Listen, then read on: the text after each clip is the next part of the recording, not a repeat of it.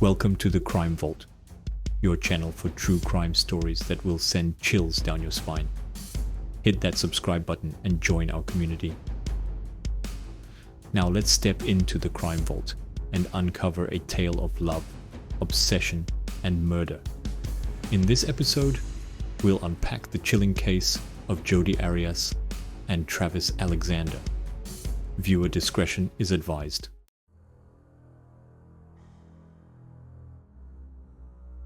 Our story takes us to Mesa, Arizona, a city known for its sun-drenched landscapes and vibrant culture.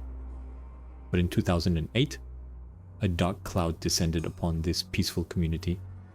The brutal murder of Travis Alexander shocked residents and made headlines across the country. Travis Alexander, a charming and successful salesman, was found dead in his own home. Evidence pointed to a crime of passion, a brutal attack, fueled by rage and jealousy. At the center of it all was Jodi Arias, Travis's ex-girlfriend.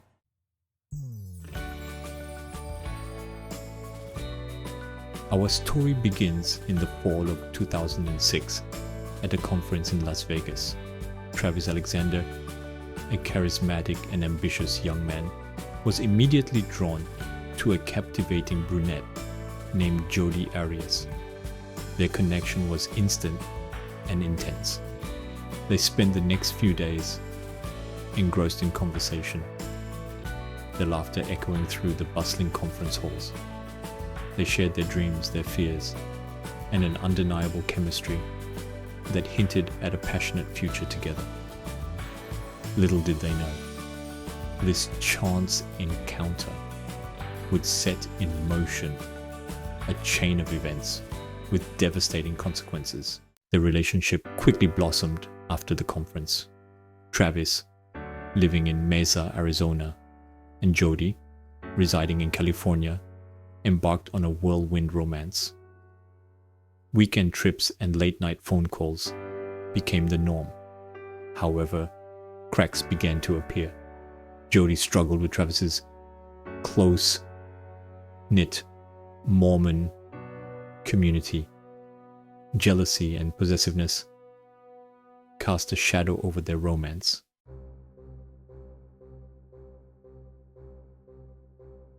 Despite the growing tension, Travis and Jodi's physical connection remained undeniable. Their passionate encounters became a way to mask the deeper issues plaguing their relationship. Jodi, increasingly possessive of Travis, struggled to accept his friendships with other women. Travis, feeling suffocated by Jodi's controlling behavior, began to pull away. Breakups and reconciliations became a recurring theme, each cycle pushing them further down a path of destruction.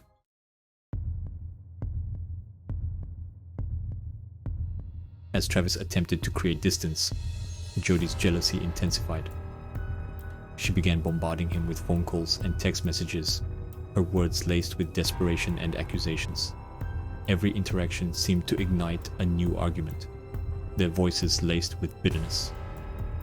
Jodi, unable to bear the thought of Travis with someone else, resorted to emotional manipulation.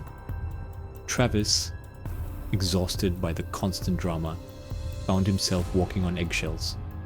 The cracks in their relationship had widened into a chasm, consumed by jealousy and obsession.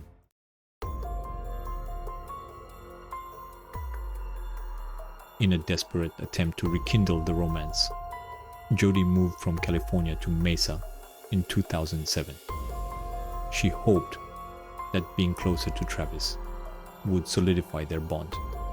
However, the move only seemed to exacerbate the problems plaguing their relationship.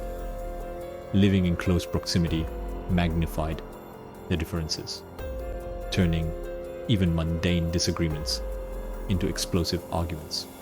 Travis, feeling increasingly trapped, craved the freedom and independence he once enjoyed.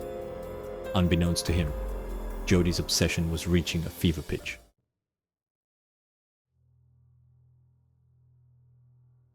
Unhinged by Travis's growing distance, Jodi resorted to increasingly desperate measures. She hacked into his email and social media accounts, obsessively monitoring his every move. His conversations with friends became fuel for her jealousy. Travis, caught in the crosshairs of her volatile emotions, desperately sought a way out. He tried to end the relationship amicably, hoping to salvage a semblance of friendship. But for Jodi, there was no turning back. Jodi's infatuation with Travis morphed into something dark and sinister. What began as a whirlwind romance descended into a dangerous obsession. Her diaries revealed a woman consumed by jealousy and a desperate need for control. Her texts and voicemails to Travis became increasingly desperate and almost a real threat. Friends recalled Jodi's erratic behavior, her eyes clouded with unsettling intensity. She stalked Travis relentlessly, convinced he was hiding something.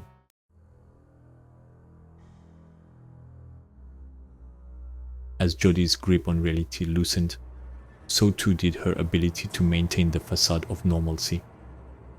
Her lies became more elaborate, her alibis flimsy and easily disproven. Friends and family members noticed the changes in her. She was withdrawn, prone to fits of anger and paranoia. Her once carefully curated appearance became disheveled, her eyes red-rimmed from sleepless nights. The walls were closing in, not just on Travis, but on Jodi herself.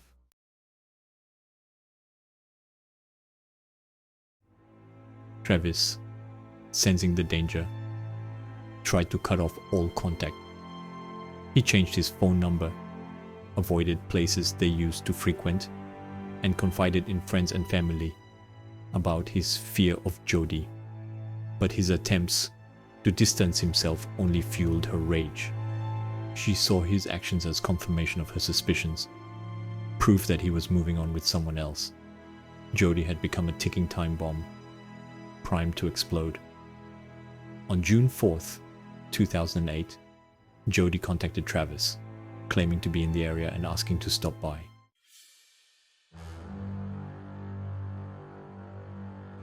On a scorching summer day in Mesa, Arizona, Jodi Arias arrived at Travis Alexander's home.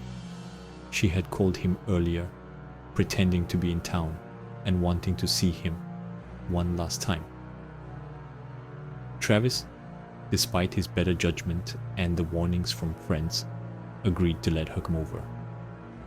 Perhaps he held on to a sliver of hope that they could part ways amicably. Whatever his reasons, Travis's decision to open his door to Jodi that day would prove to be a fatal mistake. As Jodi stepped inside, her demeanor was a carefully constructed facade.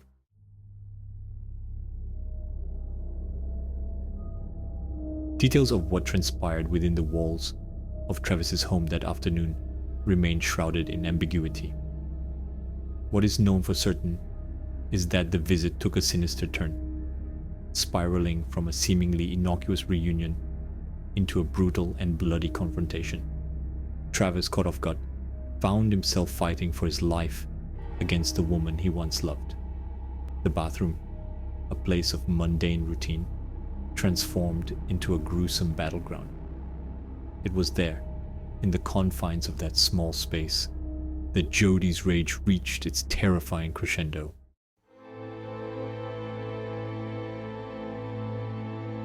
Days later, the stench of decay, permeating from Travis Alexander's home, would confirm the worst fears of his concerned friends and family. They had been frantically trying to reach him, their calls going unanswered. Their worst nightmares were realized when they gained access to the house. Travis's body, riddled with stab wounds and a gunshot wound to the head, lay crumpled on the bathroom floor. The once pristine bathroom was now a bloodbath, a macabre tableau of violence. The investigation into Travis Alexander's murder was about to begin.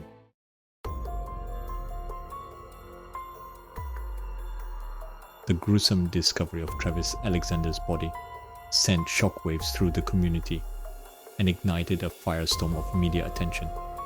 Detectives, faced with a scene of unimaginable violence, worked tirelessly to piece together the events that led to Travis's demise. Every blood stain, every fingerprint, every piece of evidence was meticulously analyzed. The investigation quickly zeroed in on Jodi Arias, Travis's ex-girlfriend. When questioned, Jodi initially denied any involvement in the death of Travis, but her story was riddled with inconsistencies. The evidence, however, told a different story, pointing directly to her as the prime suspect.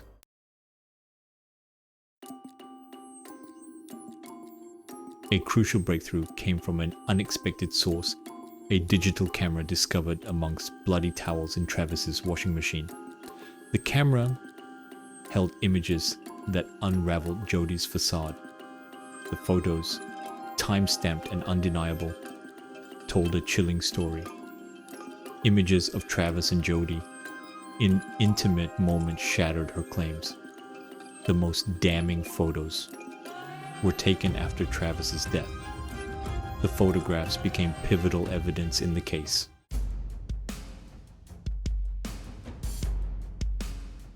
As investigators dug deeper into Jodi's movements on the day of Travis's murder, they uncovered a trail of digital breadcrumbs. Cell phone records placed her near Travis's home, contradicting her alibi. Internet searches on her computer revealed a disturbing pattern. Days before the murder, she had searched for information on gunshot wounds, knife wounds, and how to dispose of a body. These digital footprints, combined with physical evidence and her inconsistent statements, painted a damning picture of premeditation and guilt. Jodi's web of lies was unraveling, revealing her involvement in Travis Alexander's murder. As the evidence against Jodi Arias mounted, a nationwide manhunt ensued. News outlets plastered her face everywhere, urging the public to help capture her. The once charming photographer was now a fugitive, synonymous with a brutal crime. The pressure on Jodi intensified as the walls closed in. She orchestrated media appearances, proclaiming her innocence and spinning a narrative of self-defense.